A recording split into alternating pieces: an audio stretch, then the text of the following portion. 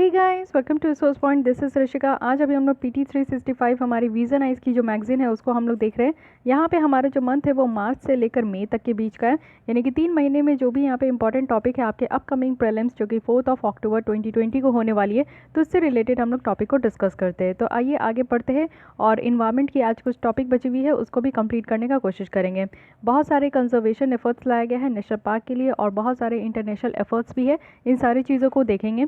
United nation को world water development report 2020 निकल कर आया है, इसके बारे में देखेंगे। काफ़ी वाटर से रिलेटेड आपको बहुत सारे माइन्यूट डिटेल्स यहाँ पे मिलने वाले। रेस्ट ऑफ द टॉपिक को भी कंप्लीट करने का कोशिश करूँगी। फिर कल से हम लोग यहाँ पे सोशल इश्यूज़ की लेसन देखेंगे। तो और भी लेसन्स देखनी है आपको, प्रीवियस लेसन जितनी भी देखनी है तो आप लोग यहाँ पे चैनल को सब्सक्राइब कीजिए। प्लेलिस्ट में आकर आप लोग स्टार्टिंग से देख सकते हो। तो चलिए स्टार्ट करते हैं हम लोग अपनी आज की लेसन। तो देख लेते हैं यहाँ पे बहुत सारे कंजर्वेशन एफर्ट्स है, क्या क्या कौन कौन से ऐसे नेशनल पार्क है जो कि न्यूज़ में रहे हैं और एग्जाम पॉइंट ऑफ व्यू से काफ़ी ज़्यादा इंपॉर्टेंट है। तो सबसे पहला जो है वो है Dibru Saikhowa national park and biosphere reserve, जो कि कहाँ है। सबसे पहले आपको जगह पता होना चाहिए, आसाम में है। कई बार हम लोग विजन है इसकी जो टेस्ट सीरीज चल रही है हमारी, उसमें हम लोग इसको डिस्कस किए हैं। तो न्यूज़ में इसलिए है क्योंकि रिसेंटली ऑयल इंडिया लिमिटेड के द्वारा ये डिसीज़न लिया गया है कि 7 वेल्स जो इस पार्क के अंदर है उसको यहाँ पे ड्रिल करेंगे, जिसके कारण यहाँ पे एक कंसर्न रेज होकर आया है। पार्क के सामने आपको देखने को मिलेगा कि लोहित और ब्रह्मपुत्र रिवर है वो भी नॉर्थ में, और दिब्रू रिवर है वो भी साउथ में। तो 3 रिवर इस पार्क के चारों ओर है, जो कि काफ़ी इंपॉर्टेंट हो गया। लोहित रिवर, ब्रह्मपुत्र रिवर और दिब्रू रिवर। लार्जेस्ट अगर हम लोग सैलिक स्वैम्प फॉरेस्ट देखें नॉर्थ ईस्ट इंडिया का, तो वो इसके इस रिजर्व के अंदर लोकेटेड है।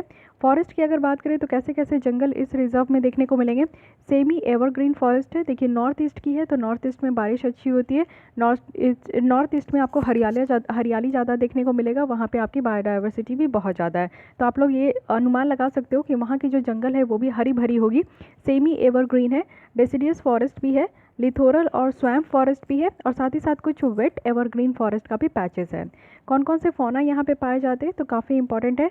टाइगर है, एलिफेंट है, लेपर्ड है, स्मॉल इंडियन साइवेट है, और गैंगेटिक डॉल्फिन भी देखने को मिलेगा, और स्लो लोरिस भी है। साथ ही साथ इसको आइडेंटिफाई किया गया है इस important bird and biodiversity area जैसा, तो ये भी ध्यान रखना है। तो ये हो गया पूरा Dibru Saikhowa national park and biosphere reserve. Second आते हैं जिम कॉर्बेट नेशनल पार्क के बारे में। ये उत्तराखंड के नैनीताल डिस्ट्रिक्ट में, और 1936 में इसको इस्टेब्लिश किया गया था। पहले इसका नाम था हैले नेशनल पार्क, बाद में इसको बदल के जिम कॉर्बेट नेशनल पार्क रख दिया गया। ये ओल्डेस्ट नेशनल पार्क है, सबसे पुराना नेशनल पार्क है हमारे इंडिया में। साथ ही साथ अगर देखें तो यहाँ पे hills, marshy depression, riverine belt, grassland और लार्ज लेक, ये सब इस पार्क के अंदर देखने को मिलेगा। थर्ड आते हैं नंदा देवी नेशनल पार्क। तो नंदा देवी नेशनल पार्क उत्तराखंड के आपका नंदा देवी के पिक में है। साथ ही साथ यहाँ पे वैली ऑफ जो फ्लावर्स नेशनल पार्क है उसी के एडजॉइनिंग देखने को मिलेगा, और इसको वर्ल्ड हेरिटेज का भी दर्जा दिया गया है यूनेस्को के द्वारा 2004 से।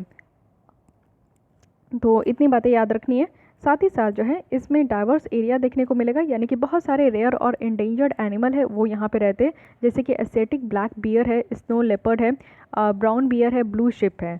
पार्क की बात करें तो इसमें कौन सी रिवर है तो ऋषि गंगा रिवर आपको यहाँ पे देखने को मिलेगा। तो अगेन ये रिवर जो भी पार्क से आपका गुजरता है तो उसको भी आप लोग ध्यान रख सकते हैं, क्योंकि रिवर बहुत ज़्यादा इंपॉर्टेंट हो जाता है, और नेशनल पार्क एक अगेन इंपॉर्टेंट इशू हो जाता है हमारे एग्जाम पॉइंट ऑफ व्यू से। अब आते हैं पक्के टाइगर रिजर्व के बारे में देखते हैं। तो पक्के टाइगर रिजर्व, सबसे पहले यहाँ पे देखिए कि न्यू स्पीसीज़ यहाँ पे मिला है जिसका नाम है सालाज़र सिथलेरेन। ये एक वाइपर फैमिली है, तो ये स्नेक का फैमिली है। तो एक न्यू स्पीसीज़ यहाँ पे मिला है पक्के टाइगर रिजर्व में, दैट्स वाई ये इंपॉर्टेंट हो गया।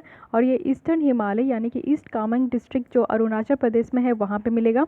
और ये ईस्टर्न हिमालय का जो बायोडाइवर्सिटी हॉट स्पॉट है उसके अंदर जो है पक्के टाइगर रिजर्व देखने को मिलेगा। इसमें जो है ना ये PTR पक्के टाइगर रिजर्व्स को यहाँ पे इंडिया बायोडाइवर्सिटी अवार्ड भी मिला था 2016 में।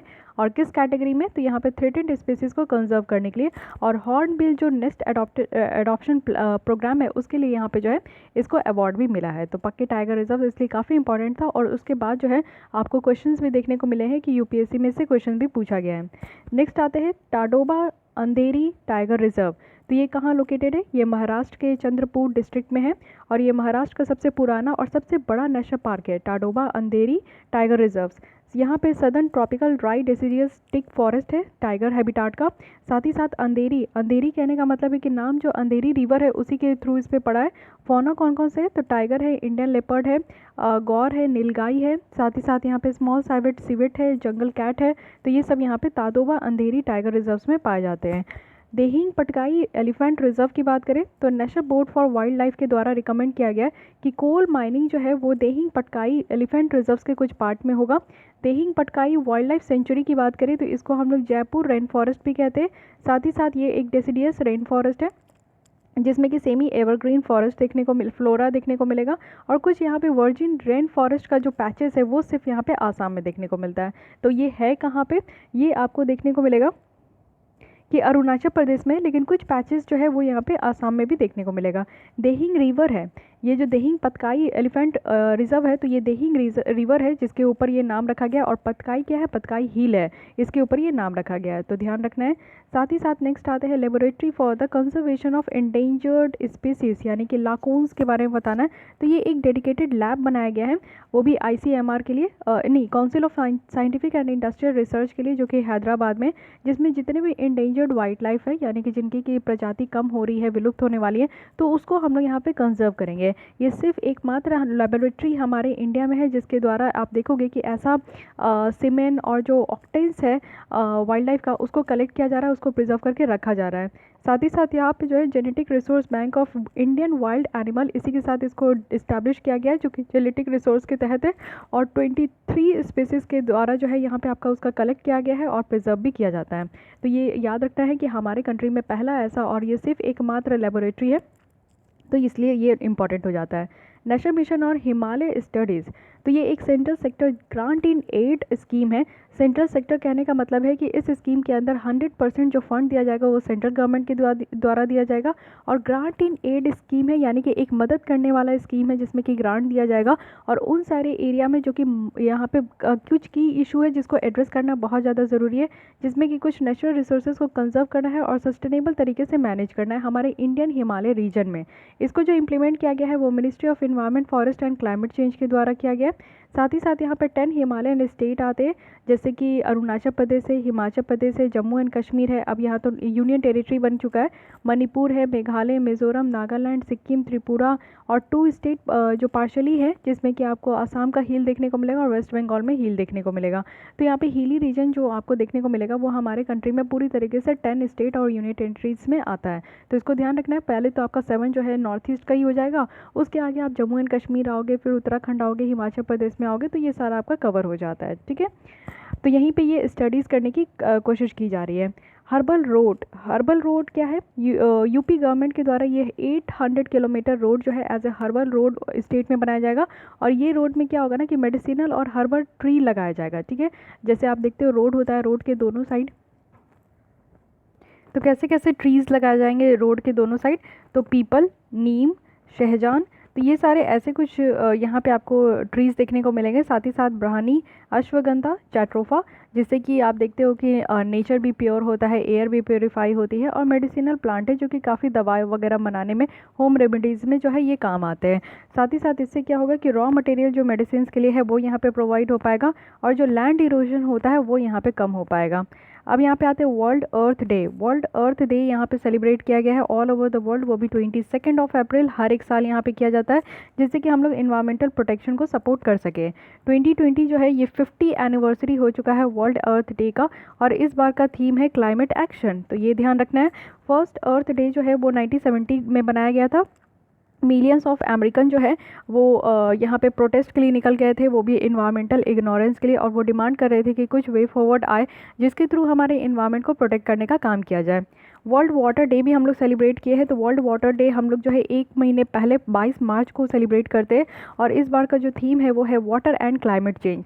तो क्लाइमेट चेंज एक ऐसा बिग इशू बन चुका है जो कि हर समय हम लोग इसी चीज़ को थीम में और इसी के बेसिस पे हम लोग इन्वायरमेंट की जिस चीज़ों को हम लोग सेलिब्रेट करें उस पर क्लाइमेट चेंज आपको देखने को मिलेगा ही। अर्थ आवर डे भी हम लोग सेलिब्रेट किए हैं, तो ये ग्लोबल ग्रासरूट मूवमेंट है जिसमें कि सारे लोग यूनाइट होते हैं और एक एक्शन लेते हैं इन्वायरमेंटल इश्यूज़ के लिए और हमारे प्लानट को सेव करने के लिए, प्रोटेक्ट करने के लिए। है। तो इसमें क्या होता है कि जितने भी नॉन एसेंशियल इलेक्ट्रिक लाइट है जो कि ज़रूरत नहीं है, तो उसको 1 घंटे के लिए 8:30 से 9:30 बजे तक रात में जो है ऑफ़ करना होता है। और ये जो प्रोग्राम ऑर्गेनाइज़ किया जाता है, ये world wide fund for plant nature के द्वारा ये हर एक साल देखने को मिलेगा। लास्ट सैटरडे ऑफ मार्च को किया जाता है। 20 यहाँ पे जो आपका डेट है ना वो फिक्स नहीं है, सिर्फ लास्ट जो सैटरडे ऑफ मार्च होता है उस दिन यहाँ पे अर्थ आर डे को हम लोग यहाँ पे सेलिब्रेट करते हैं। और जितना भी नॉन एसेंशियल जो लाइट है उसको बंद करके 1 घंटे के लिए हम लोग मैक्सिमम इलेक्ट्रिसिटी को सेव करने का यहाँ पे काम करते हैं। World wide fund for nature की बात करें तो इंटरनेशनल नॉन गवर्नमेंटल ऑर्गेनाइजेशन है, एक एनजीओ है जो कि यहाँ पे 1961 में इसका फाउंडेशन हुआ था।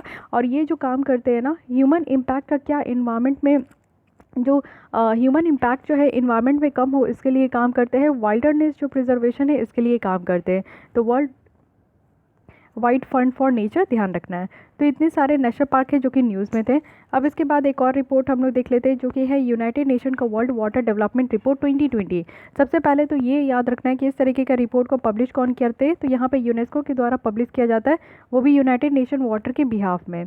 UNESCO world water assessment programme देखे तो यहाँ पे 31 जो यूनाइटेड नेशन वर्ल्ड मेंबर है, वो वाटर मेंबर है, वो यहाँ पे कोऑर्डिनेट होते हैं और पार्टनर भी यहाँ पे कोऑर्डिनेट होते हैं। साथ ही साथ अगर हम लोग यहाँ पे वर्ल्ड वाटर डेवलपमेंट रिपोर्ट की बात करें तो ये हर एक साल यहाँ पे पब्लिश किया जाता है। ये United Nation water flagship report है वाटर के ऊपर।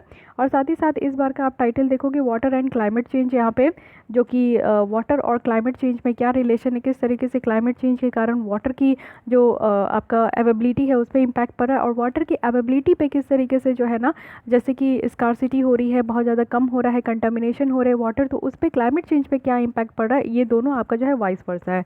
की फाइंडिंग देखते हैं इस तरीके की रिपोर्ट से क्या पता चला, तो क्लाइमेट चेंज जो है ये हमारे वाटर की क्वांटिटी को, क्वालिटी को, अवेबिलिटी को अफेक्ट कर रहा है, वो भी ह्यूमन नीड के लिए। जो हमें पीने का पानी की ज़रूरत होती है, सिर्फ ड्रिंकिंग वाटर होना चाहिए। साथ ही साथ और भी काम के लिए जो हम लोग वाटर के इस्तेमाल करते हैं, गार्डनिंग के लिए करते हैं, वॉशरूम के लिए करते हैं, बाथिंग के लिए करते हैं, साथ ही यूटेंसिल्स क्लियर करने के लिए, क्लीन करने के लिए करते हैं, खाना बनाने के लिए करते हैं।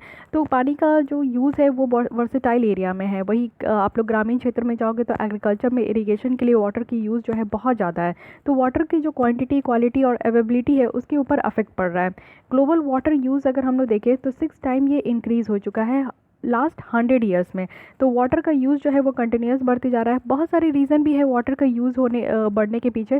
सबसे पहले हमारी पॉपुलेशन जो है विस्फोट टाइप से यहाँ पे बढ़ते जा रहा है। तो जैसे जैसे पॉपुलेशन इंक्रीज़ होगा, ज़्यादा लोग होंगे तो ज़्यादा वाटर की डिमांड भी होगी। लोग जो है इरीगेशन में ज़्यादा सिंचाई के लिए पानी खर्च कर रहे हैं, इसके वजह से हमारा ग्राउंड वाटर टेबल जो है वो बहुत नीचे जा चुका है। तो इसलिए 100 ईयर्स में ये बताया जा रहा है कि 6 टाइम इंक्रीज़ हो गया है वाटर के इस्तेमाल। अब यहाँ पे जो ऑर्गेनाइजेशन है यूनाइटेड नेशन वाटर, इसके बारे में थोड़ा देख लेते हैं फैक्ट्स एंड फिगर। इसके द्वारा जो एफर्ट्स है यूनाइटेड नेशन एंटिटीज़ का, उसको कोऑर्डिनेट करते हैं और इंटरनेशनल ऑर्गेनाइजेशन का ये कोऑर्डिनेट करते हैं और साथ आकर काम करते हैं वाटर और सैनिटेशन के इश्यूज़ पे। मेंबर कौन कौन है, तो यूनाइटेड नेशन एजेंसी है, प्रोग्राम है, फंड है जो कि वाटर रिलेटेड मैंडेट देखने को मिलेगा।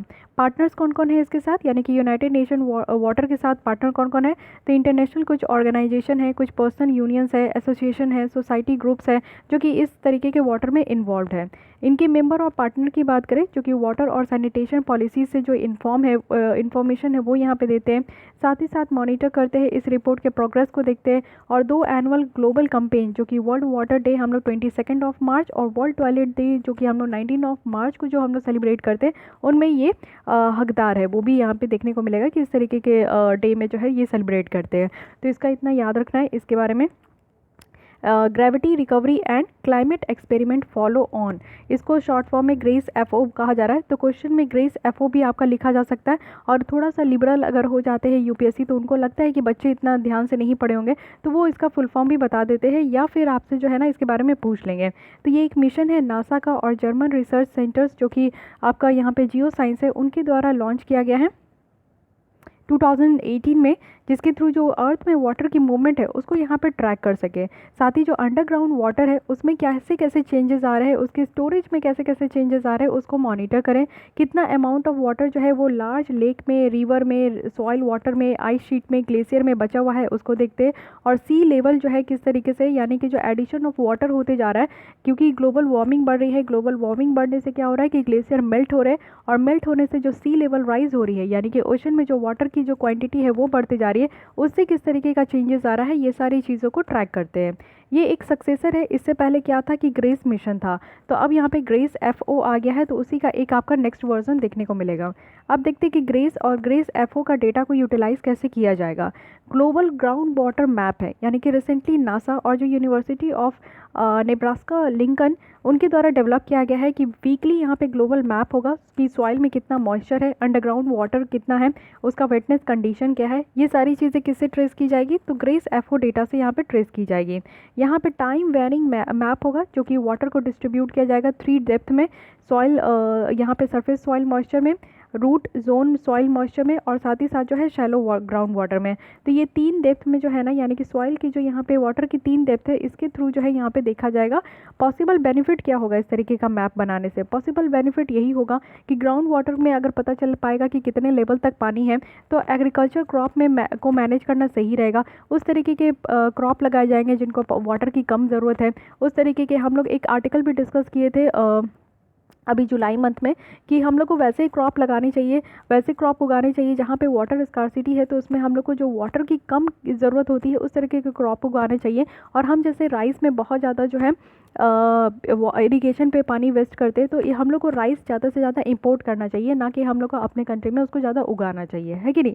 तो इस तरीके के हम लोग आर्टिकल भी डिस्कस किए थे। तो वही बात है कि ग्राउंड वाटर को देखकर, हमारे कंट्री में वाटर की अवेलेबिलिटी को देखकर आगे के लिए हम लोग यहाँ पे डिस्कस कर पाएंगे, यहाँ पे प्रोग्राम ला पाएंगे कि कैसे यहाँ पे एग्रीकल्चर क्रॉप को मैनेज करना है, यील्ड को यहाँ पे प्रेडिक्ट करना है, साथ ही साथ जो ड्रॉट कंडीशन है उसको भी प्रेडिक्ट करना है कि किस किस एरिया में वाटर की कमी है। तो अगर वहाँ पे एग्रीकल्चर चलते रहे, इस तरीके का इरिगेशन चलते रहे, तो एक समय के बाद क्या होगा, पानी खत्म हो जाएगा और स्कार्सिटी हो जाएगी, और उसके बाद जो है ना ड्रॉट सूखा की कंडीशन आ जाएगी। तो सूखा की कंडीशन नहीं आना है, क्योंकि पता नहीं चल पाता है ना, किसान जो है वो अपना काम करते हैं, हमें क्या पता कि धरती के अंदर कितना पानी बचा हुआ है। तो इसलिए इस तरीके का अगर मैप बनता है और इस तरीके से टाइम टू टाइम इसको स्टडी किया जाता है, तो ये सारी चीज़ों से हम लोग जो है ना बच सकते हैं। यानी कि जो वाटर स्कार्सिटी वाली इशू हो जाती है, लोगों को पीने का पानी भी नहीं नसीब हो पाता है, तो वो वाली प्रॉब्लम से जो है हम लोग बच पाएंगे। ग्राउंड वाटर अगर हम लोग देखें तो हिमालयन के स्लिप और क्लाइमेट को कैसे अफेक्ट कर रहे हैं, तो हिमालय में अगर हम लोग देखें तो सीजनल जो वाटर है ग्लेशियर से और साथ ही साथ मानसून प्रेसिपिटेशन से एक काफ़ी अच्छा रोल प्ले करता है, जिसमें कि डिफॉर्मेशन होता है, क्रस्ट का फिर से फॉर्मेशन होता है। तो ये वाली बात होगी। रिसर्चर्स अगर हम लोग इंडियन इंस्टीट्यूट ऑफ जियोमैग्नेटिज्म के हिसाब से देखें तो उनके द्वारा ये पाया गया है कि जो नॉर्मल और कॉमन सीजन है, सब्सिडेंस है, अपलिफ्ट है, ये सब जो है सीजनल चेंजेस से ही यहाँ पे आपका एसोसिएटेड है। यानी कि ग्राउंड वाटर में अगर वाटर की बात करें तो ये लुब्रिकेटिंग एजेंट जैसा काम करता है, क्योंकि वाटर अगर ड्राई सीजन में आप देखोगे तो इसमें क्या होता है कि ड्राई सीजन को भी वाटर जो है ना वो मैनेज करके रखता है। साथ ही साथ आप देखोगे कि रेट ऑफ स्लीप जो है फॉल्ट का इस रीजन में वो रिड्यूस हो जाता है। तो स्लीप का मतलब क्या होता है, स्लीप कहने का मतलब है कि एक मोशन, यानी कि रॉक का मोशन आप देखते हो कि हर एक फॉल्ट में होता है। फॉल्ट और फोल्ड दो फंडा है जो कि ज्योग्राफी की है। तो फोल्ड इस तरीके से होता है, फॉल्ट इस तरीके से होता है, यानी कि ब्रेकेज जो होता है उसको हम लोग फॉल्ट कहते हैं। तो हर एक साइड के फॉल्ट के हर एक साइड में जो है जो मोशन ऑफ रॉक है, रॉक की जो मूवमेंट होती है उसको हम लोग स्लिप कहते हैं। तो ये ध्यान रखना है। रिसर्चर्स के हिसाब से ये बताया गया है कि जो ग्लोबल पोजिशनिंग सिस्टम और जो ग्रेस डेटा है उसको एक साथ कंबाइन करके यूज़ किया जाएगा। तो अगेन ये बहुत ही अच्छी इनिशिएटिव है। अब आते हैं कुछ मिसलेनियस टॉपिक भी देख लेते हैं जो कि इन्वायरमेंट से रिलेटेड है। Bay of Bengal boundary layer experiment, तो ये इसको बॉबल कहा जा रहा है, तो ये बॉबल भी याद रखिएगा, ऐसे भी पूछ लिया जाएगा। तो एक प्रोजेक्ट है जो कि union ministry of earth science और नेशनल इन्वायरमेंट रिसर्च काउंसिल जो कि यूके के हैं उनके द्वारा ये प्रोजेक्ट को फंड किया जा रहा है, जिसमें कि बहुत सारे जो वेरियस फीचर्स है जैसे कि ओशन का टेम्परेचर हो गया, ओशन में सैलिनिटी हो गई, जो ओशन में करंट है बे ऑफ बंगाल में वो भी मानसून में, तो इसका क्या इम्पैक्ट है इसको यहाँ पे स्टडी किया जाएगा। तो बॉबल किस चीज़ से रिलेटेड है, हमारे बे ऑफ बंगाल में मानसून से यहाँ पे रिलेटेड है।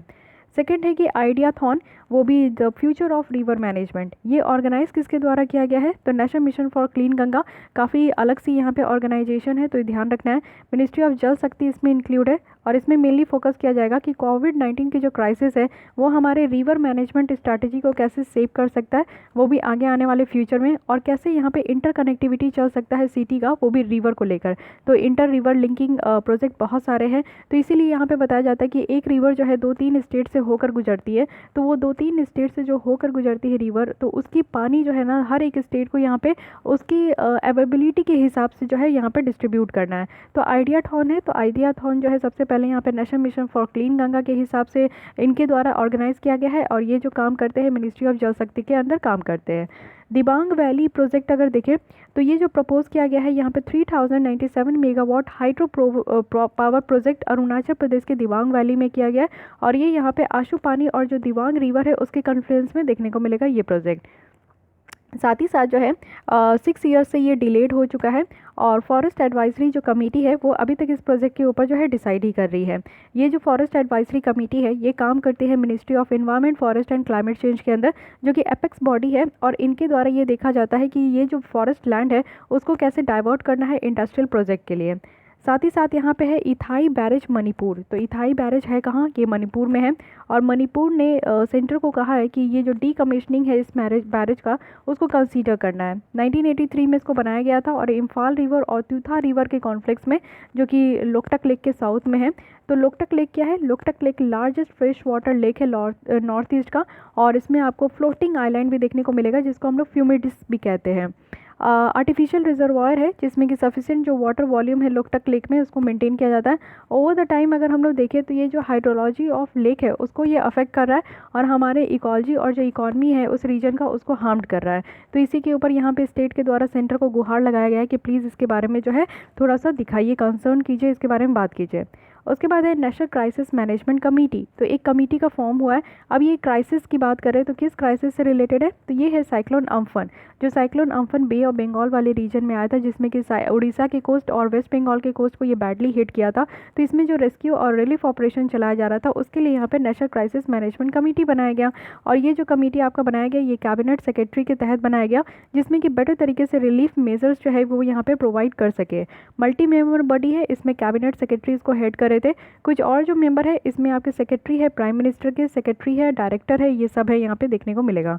National Board for Wild Life has not meet in last 6 year. तो कहा जा रहा है कि National Board for Wild Life जो है वो लास्ट 6 ईयर से मिले ही नहीं है। तो अब ये न्यूज़ में आ गया national Board for Wild life. तो ये न्यूज़ जो है इसको एक साइड रखिए, बट अब national Board for Wild Life जो है इसके बारे में आपको पता होना चाहिए। ये एक स्टैट्यूटरी बॉडी है जो कि यहाँ पे बनाया गया था वाइल्ड लाइफ प्रोटेक्शन एक्ट 1972 के तहत। इसको प्राइम मिनिस्टर चेयर करते हैं। ये रिस्पॉन्सिबल है कि कैसे यहाँ पे वाइल्ड लाइफ और फॉरेस्ट को कंजर्व करना है, डेवलप करना है। बिना इसके अपील के, यानी कि जो national Board for Wild life है इनके अपील के जो टूरिस्ट लॉज को कंस्ट्रक्ट किया जाता है या फिर कोई बाउंड्री को, जो प्रोटेक्टेड एरिया की बाउंड्री है उसको अल्टर करना या फिर वाइल्ड लाइफ हैबिटाट को डिस्ट्रक्ट करना या फिर डीनोटिफाइड करना, ये हो ही नहीं सकता। तो इतना बड़ा काम है इनका, यानी कि National Board for Wild life है, वाइल्ड लाइफ को पूरी तरीके से जो है कंजर्व करते हैं, प्रोटेक्टेड एरिया को यहाँ पे कंजर्व करते हैं कि उनके बाउंड्री को कोई चेंज नहीं कर सकता, उससे छिड़काव नहीं कर सकता, डिस्ट्रक्ट नहीं कर सकता, यानी कि वाइल्ड लाइफ के रहने की जगह को ख़त्म नहीं कर सकता। तो इनके परमिशन के बिना और इनके अप्रूवल के बिना ये सारा काम नहीं हो सकता। अब इतना बड़ा काम इनका है, इनकी जो यहाँ पे आप देख सकते हो कि जो वर्क एरिया है वो इतना बड़ा है, लेकिन लास्ट 6 ईयर से इनमें मीटिंग नहीं हुई है। तो ये एक अपने आप में ही सोचने वाली बात है। साथ ही साथ अगर देखें तो यहाँ पे स्टैंडिंग कमेटी भी बनाया गया है जिसको कि एनवायरनमेंट मिनिस्ट्री के द्वारा चेयर किया जाता है, जिसकी फंक्शन अगर देखें तो लैंड डाइवर्सन को रेगुलेट करना है, वो भी प्रोटेक्टेड एरिया और इको सेंसिटिव जोन के तहत। अब आते हैं next, south Asia climate outlook forum है। ये एक रीजनल फोरम है जिसमें कि साउथ वेस्ट मानसून जो सीजनल रेनफॉल है उसको फॉरकास्ट करने के लिए 2010 में ये इस्टेब्लिश किया गया था और IMD के द्वारा ये कोऑर्डिनेट किया गया है।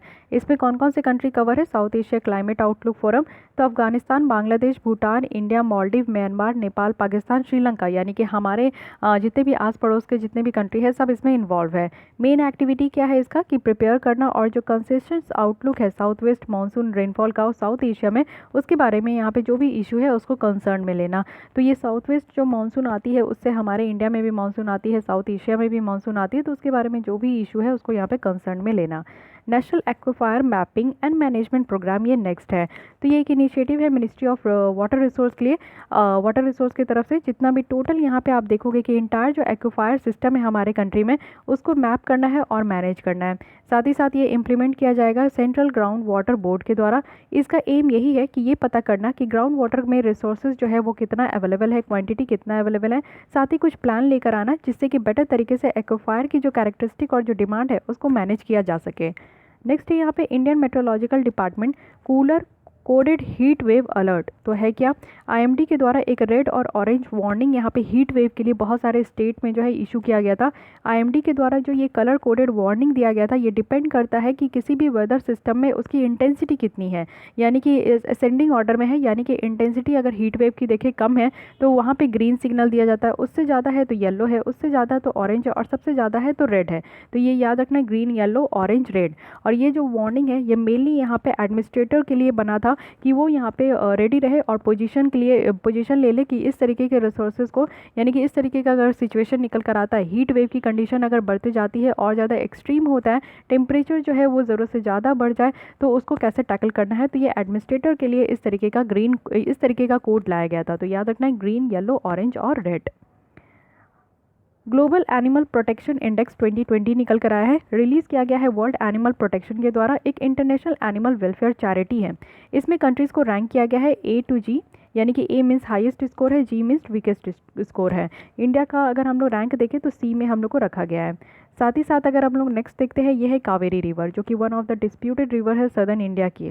तो अगर हम लोग Karnataka state pollution control board के हिसाब से देखें तो कावेरी और जो इसकी डिस्ट्रीब्यूटरी है, जैसे कि काबिनी, हेमवती, सिमशा, लक्ष्यमित्र था, ये सब जो है ना डिकेड ओल्ड स्टेटस है उनके टर्म ऑफ वाटर क्वालिटी का। तो ये इसलिए है क्योंकि लॉकडाउन के टाइम पे ये निकल कर आया। इस टॉपिक को हम लोग इसलिए यहाँ पे कवर कर रहे हैं क्योंकि लॉकडाउन से रिलेटेड यहाँ पे कावेरी रिवर जो है कहाँ से निकलती है, तो ब्रह्मगिरी रिवर से, हिल से निकलती है, जो कि वेस्टर्न घाट इन कर्नाटक है, और उसके बाद जो है ये कर्नाटक और तमिलनाडु में फ्लो करती है। लेकिन कावेरी बेसिन की अगर हम लोग बात करें तो ये 4 स्टेट में आपका कवर्ड है, कर्नाटक में, तमिलनाडु में, केरल में और यूनियन टेरिटरी ऑफ पुदुचेरी में। तो ये रिवर आपका दो स्टेट से होकर गुजरता है, कर्नाटक से निकलता है, तमिलनाडु से होते हुए बे ऑफ बंगाल में डंप हो जाता है। लेकिन इसकी बेसिन जो है वो 4 स्टेट यूनियन टेरिटरीज में देखने को मिलेगा। अब बात करते हैं नेक्स्ट टॉपिक की, दामोदर रिवर। ठीक है, Government of India, West Bengal जो गवर्नमेंट है, एशियन इंफ्रास्ट्रक्चर इन्वेस्टमेंट बैंक है, AIIB है, इनके द्वारा एक लोन एग्रीमेंट साइन किया गया जिसमें कि इरिगेशन सर्विस को इम्प्रूव करना है, फ्लड मैनेजमेंट को इम्प्रूव करना है, वो भी दामोदर वैली कमांड एरिया में, जो कि वेस्ट बंगाल में है। तो दामोदर रिवर जो है 2 स्टेट से होकर गुजरती है, वेस्ट बंगाल और झारखंड। क्योंकि इसकी फ्रीक्वेंट और इमेंस यहाँ पे बहुत ज़्यादा फ्लड डैमेजेस होता है, इसलिए इसको सौरो ऑफ बंगाल कहते हैं। वैसे ही जैसे सोन रिवर के कारण बहुत ज़्यादा कोसी रिवर के कारण बहुत ज़्यादा जो है बिहार में आपका डैमेजेस होता है, तो उसको जो है सौरो ऑफ बिहार कहते हैं। तो यहाँ पे 5 डैम्स है जो कि कंस्ट्रक्ट किया गया है दामोदर वैली में, जैसे कि माइथन डैम है, पंचेत डैम है, कोनार, तलैया और तेनूघाट डैम है, जो कि यहाँ पे आपको देखने को मिलेगा, इसमें है दामोदर वैली में। साथ ही सोर्सेज देखें तो पलामू हिल है, छोटा नागपुर है। इसकी ट्रिब्यूटरी की बात करें तो कोनार, बराकर, हरोरा, बोकारो, गारी, जुमनिया और खदिया, गोया और भेरा। Sorry for the pronunciation, but थोड़ा सा याद कर लीजिएगा क्योंकि अगर इसकी ट्रिब्यूटरीज दी गई है, सब ट्रिब्यूटरीज भी है, तो ध्यान रखना ज़रूरी है। नेक्स्ट आता है मिस्टिटिका स्वैम्प्स। तो ये है क्या, ये tropical fresh water swamp forest है, जिसमें कि मिस्टिटिका एक ट्री है जिसकी यहाँ पे एबंडेंस देखने को मिलता है, और ये इंडेंजर्ड इकोसिस्टम है जो कि स्मॉल पैचेस वेस्टर्न घाट में देखने को मिलेगा। पेरिनियल जो स्ट्रीम फ्लो है उसको मेंटेन करता है, और हाई पोटेंशियल है कि कार्बन को स्टोर करके रखने का। थ्रेट क्या है कि यहाँ पे सिंकिंग है, क्योंकि मानसून के कारण जो है ये सारे ट्रीज जो है वो सिंकिंग होते जा रहे हैं, और लैंड यूज़ पैटर्न में जो चेंज हो रहा है उसके कारण भी इस प्लांट को जो है प्रॉब्लम देखने को मिल रहा है। अब नेक्स्ट आते हैं फ्लोरसियम वेल्ट ट्रॉपिकल रेस, यानी कि 4 TR4 है। इसको बनाना कोविड भी कहा जा रहा है, जो कि न्यूज़ में था, तो ध्यान होगा आप लोगों को। ये नोवेल फंगल स्ट्रेन है जो कि डिवास्टेटेड जो बनाना है उसको बर्बाद कर रहा है। यहाँ पे प्लांटेशन क्रिपल हो रहा है क्योंकि यहाँ पे लिप्स में अटैक हो रहा है, बनाना के जो लिप्स होते हैं वो अटैक हो रहे हैं, और येलो में ये कन्वर्ट हो रहे हैं। ये फर्स्ट बार आइडेंटिफाई कहाँ किया गया है, तो ताइवान में किया गया, और ये एशिया से लेकर मिडिल एशिया और अफ्रीका और लैटिन अमेरिका में भी ये फैल चुका है।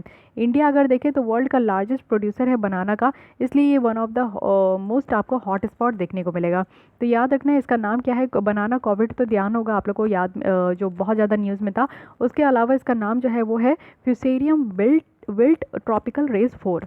अब आता है नेक्स्ट, ये है blue hole. So what is blue hole? Carbon जो है ना वो मोर देन 8000 ईयर्स ओल्ड है, जो कि वर्ल्ड की डीपेस्ट ब्लू होल में ये पाया गया है और ये साउथ चाइना सी में है।